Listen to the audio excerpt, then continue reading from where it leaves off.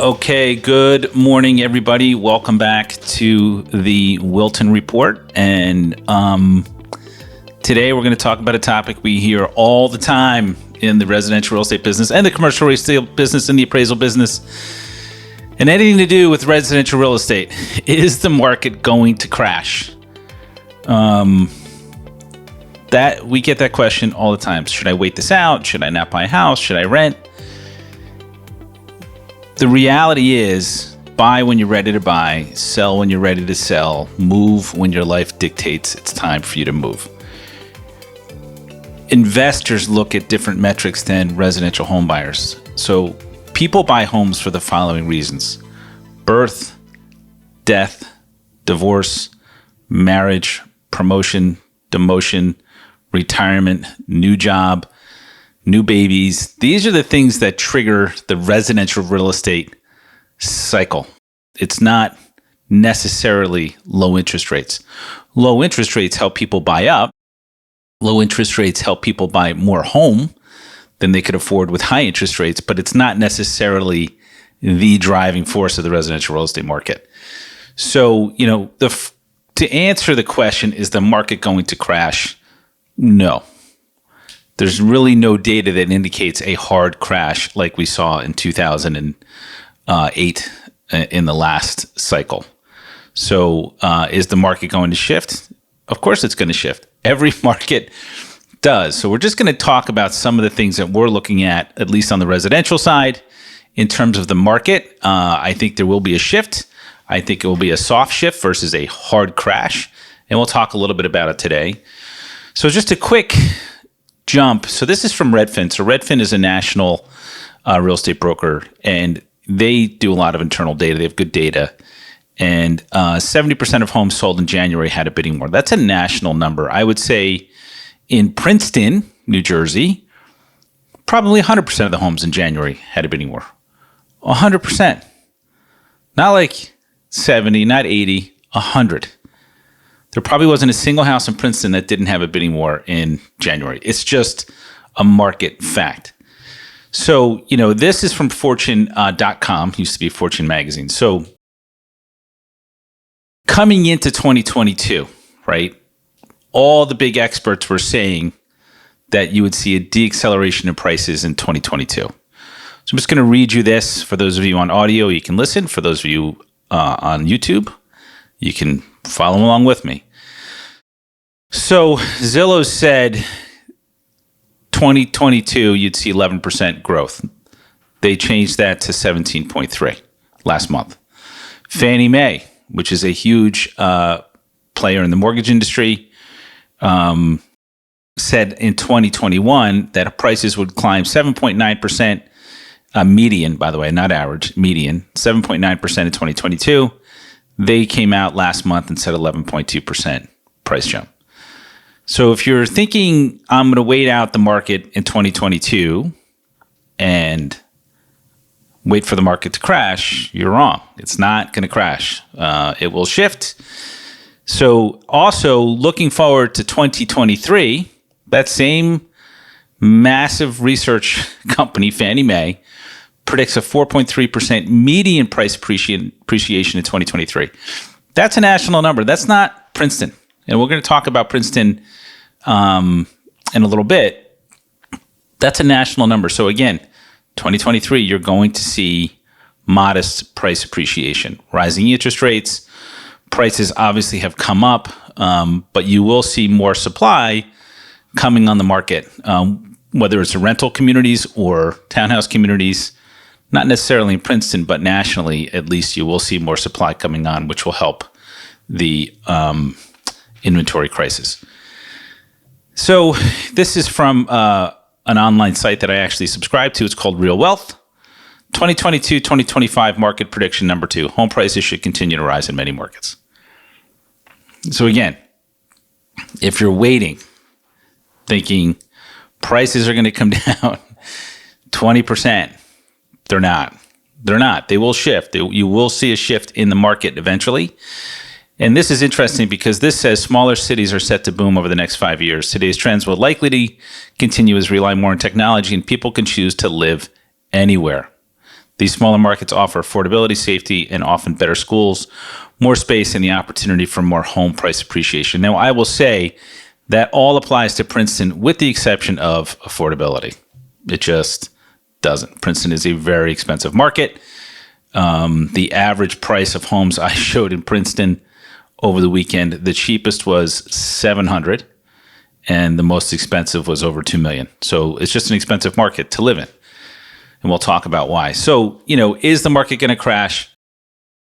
As the market shifts, right, the first rule of real estate is location. So let's talk about Princeton for a minute and what makes Princeton unique in the residential real estate market.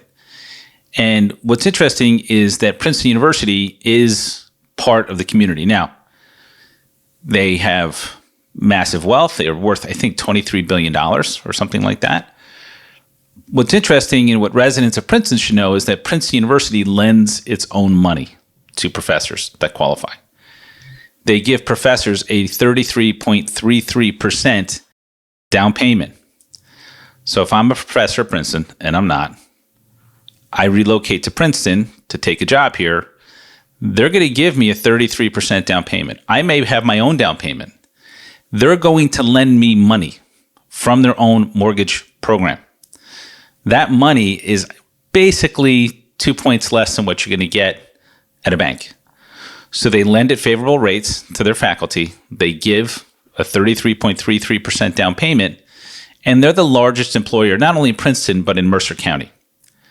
So one of the fundamental rules of real estate is buy with access to jobs. Well, a very large employer sits on the other side of Nassau Street and lends its own money at favorable rates to people they bring into the community. So that is a massive driver. So again, Princeton University is an unbelievable juggernaut, economic juggernaut. The other thing about Princeton town is the schools. So people are moving here from all over. We have people moving from Plainsboro to Princeton for the schools. And West Windsor is a highly rated school district. So the schools are a massive driver for the residential real estate market. People are willing to move, sacrifice, get into different markets for their kids' education. So, Princeton is very well positioned to survive a shift in the market. Not only that, but people want walk to town. People want a downtown. They want a vibrant community. If I'm moving out of New York, I want to keep that sense of hustle and bustle as much as I can. I will not get that in West Amwell. I will not get that in certain parts of the state. So Princeton is just a really unique combination, as the university calls it, of town and gown. You get the town, you get the university, you have restaurants, you have theater, you have shopping. So, there's a lot going on here. So that being said, the overall market is very healthy, driven by low supply. Rates are rising. A shift is inevitable. You will see a market shift at some point. It will impact outlying towns much more than Princeton. But that being said, if you're thinking of buying this year, next year, let's talk about things that you can do, right, to make sure that you manage a market shift. So the first thing is have a 5-year plan. Like, do you plan on living in your home for 4 more years? And if not, should you buy? And I'm saying this as a real estate broker.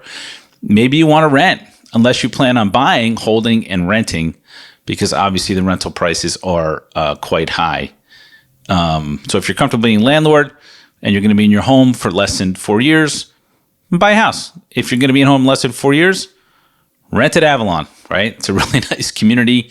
Maybe you don't want to pay rent, but maybe you rent here and buy an investment property somewhere else. Do you have cash reserves other than your down payment? The answer really should be yes.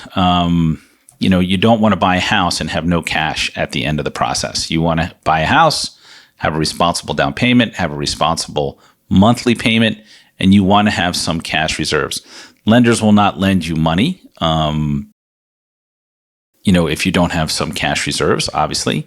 And something else to talk about in the Princeton market, about 60% of the transactions in 2021 were cash. They were cash. There's a ton of equity in this market, meaning even if the market came down 5%, you have to have 20% down in Princeton, and most of the homeowners paid cash. So not that anybody wants to lose money, but it's not like a market where people are putting 3% down and all of their equity gains may be wiped out by a moderate shift. So Princeton's just a little different than the normal residential real estate market. Number 2, buy down at a good location. So you have a decision to make. I'm going to buy a house, a massively big house on Cherry Valley Road. Or I'm going to buy a moderate house on Jefferson in the heart of town. Which one do you think will survive a shift better? The one on Jefferson. It comes back to location. So certain market locations will always stand the test of time.